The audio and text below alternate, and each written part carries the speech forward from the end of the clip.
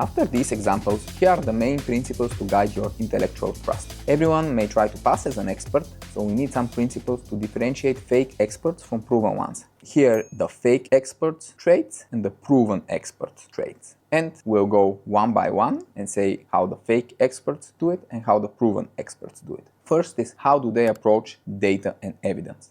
Proven experts present all evidence, while fake experts cherry-pick and play with the data to get only the evidence that suits their agenda. Fake experts also use vague language because this way it's harder to prove them wrong, while real experts use exact terms because they are more confident in the methodology they use to get to the end result. Fake experts often project extreme confidence because, remember, their goal is to influence you emotionally, not intellectually. This means that their extreme confidence may work, you may get to trust them emotionally, but this is something that real experts don't need, so real experts, more often than not, just have normal confidence.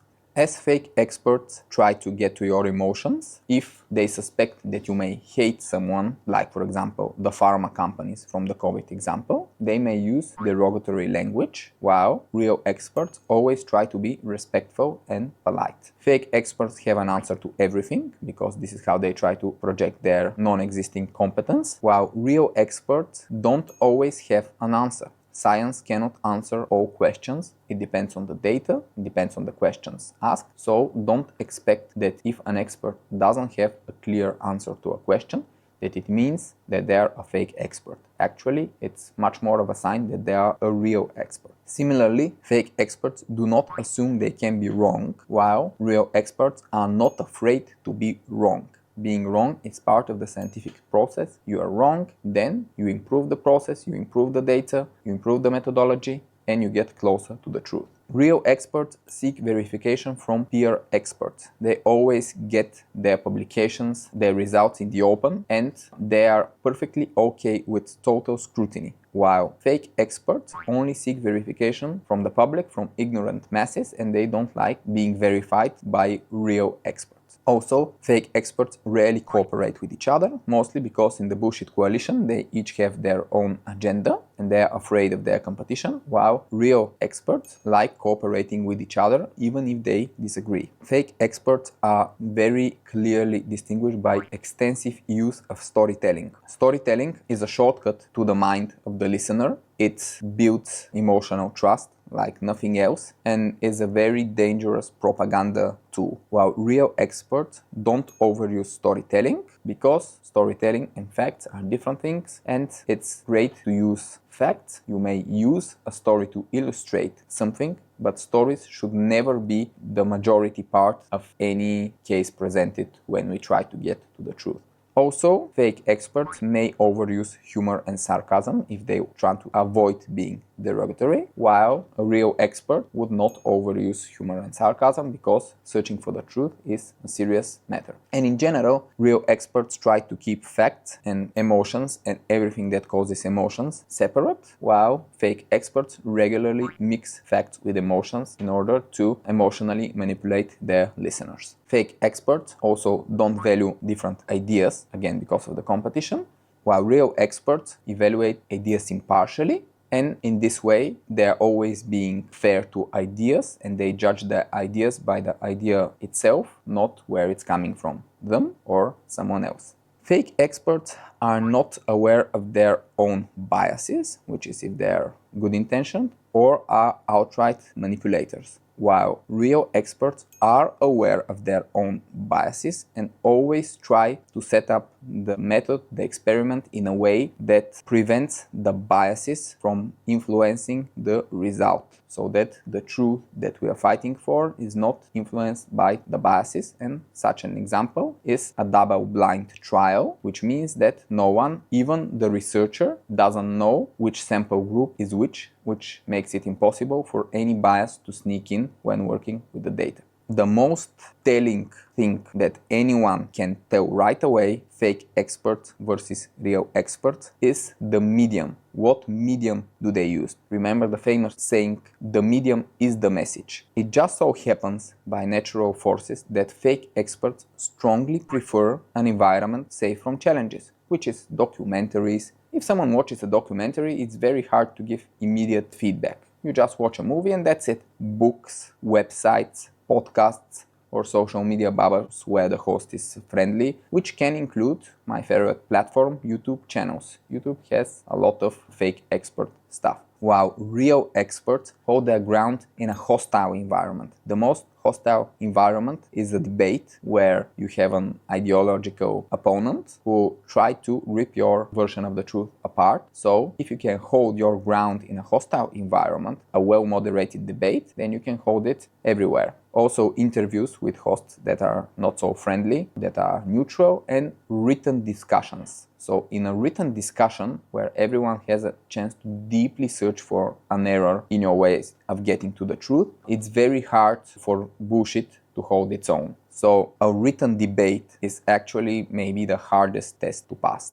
But we are talking written debate with experts, not YouTube comments or flame wars on Facebook groups. Once you have those, the rest is pattern recognition. You see different experts saying different things in different mediums. You kind of get the gist over time who is a real expert, who values truth, who is well-intentioned. You also get to trust some mediums more than others. For example, I would trust a specialized Facebook group full of experts more than just a mainstream media over some topic, because media always has some interest, while the people in the Facebook group, especially if it's clear that they don't have a vested interest, they don't try to sell you something, they don't try to promote shit to you, then it's very probable that their opinion will have less bullshit than some biased media or even podcast. If hundreds of proven experts say the opposite of one supposedly proven one on a given issue, supposedly proven one should no longer be considered proven, because there have been cases where someone is very highly regarded in the scientific community, so they were proven at first, but then they spread bullshit. A famous example is the inventor of the PCR test, which hugely advanced medicine, and he won a Nobel Prize. But guess what? He was not only widely regarded as an asshole, but he turned out not to be a true scientist, because he then turned out to be an HIV denier and spread extremely dangerous propaganda about the HIV virus not causing AIDS, which caused completely preventable deaths in South Africa. Remember, with intellectual trust, nothing is a given.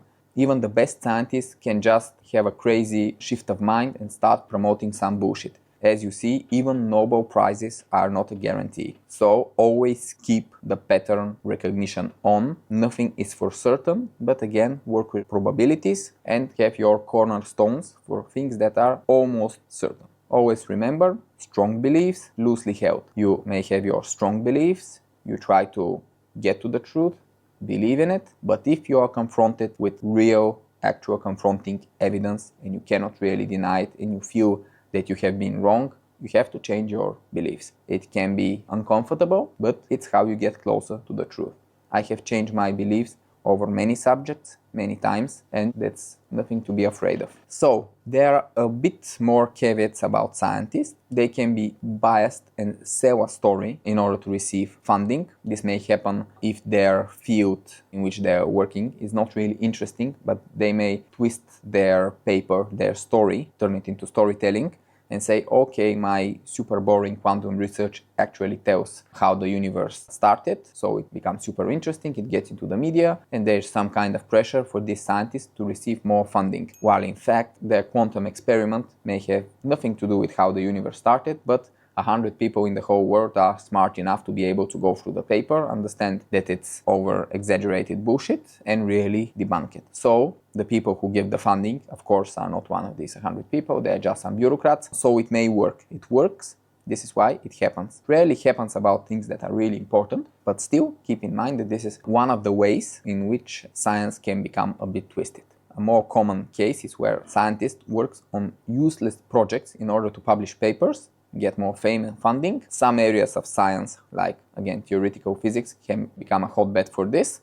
Of course, it's wasteful, but still it's not misinformation. Scientists are people. Bad incentives lead to bad decisions. But a scientist, unless they are extremely biased or corrupt or malicious, which is very rare, they will not spread misinformation. What they could potentially spread is information that is not too useful for the funding they received. And very rarely, scientists can turn out to be a fraud, aiming for fame or money, but again, this happens in all areas of life.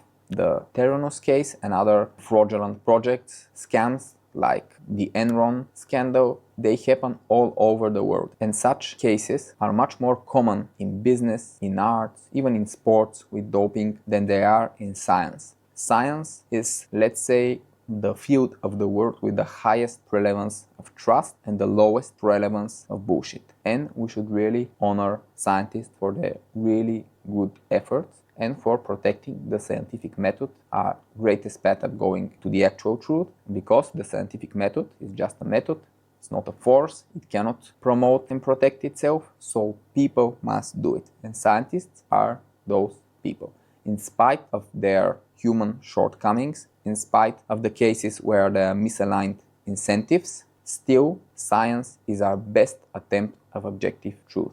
And in general, science is to be trusted. It's not perfect, but good enough to be trusted unless you have a very strong reason not to. Fake experts also don't lie all the time. They advance their agenda, which, like most bullshit, will usually contain lies and truth. So they may try to blend in by telling truth about subjects where they have no agenda about. Keep this in mind. Finally, ordinary, deluded people and professional propagandists intermix a lot. So much in the bullshit coalition that it's hard to tell which is which. This should not be of major concern to you. While knowing people's intentions is good for your intuition, once someone does not deserve your intellectual trust, it's not the most important thing if they are deluded or malicious. This is of secondary importance because the deluded and the malicious people will act very similarly. Now that we're all sorted out, let's see how others are doing in their struggle against the bullshit coalition. First, a question. Why fight for the truth in others? If fighting for the truth is so hard for us, it's actually a leap over biological hurdles most people won't even attempt, is it even possible to help others in this regard? I say yes, and it's worth it. Imagine someone lost in the bullshit coalition. They are blissfully unaware how far from objectivity they actually are. They feel no discomfort. There is no biological force that can bring them closer to the truth unless their bullshit tribe disintegrates and they have to search for another. Even then, the odds they will get closer to the truth are slim. They only pretend to care about the truth. What they really crave is human connection and acceptance of who they are. In a world where we never intervene to help such people, most of them will remain in the deluded state for the rest of their lives. Intervening is very inefficient, but it's better than doing nothing. Because if you bring one person closer to the truth, you change their life. Not only that, but this person will share the truth with others. They will vote better, they will spend and invest their money better, more consciously. The chances are slim of success, but the stakes are high. If you win big for others and the world.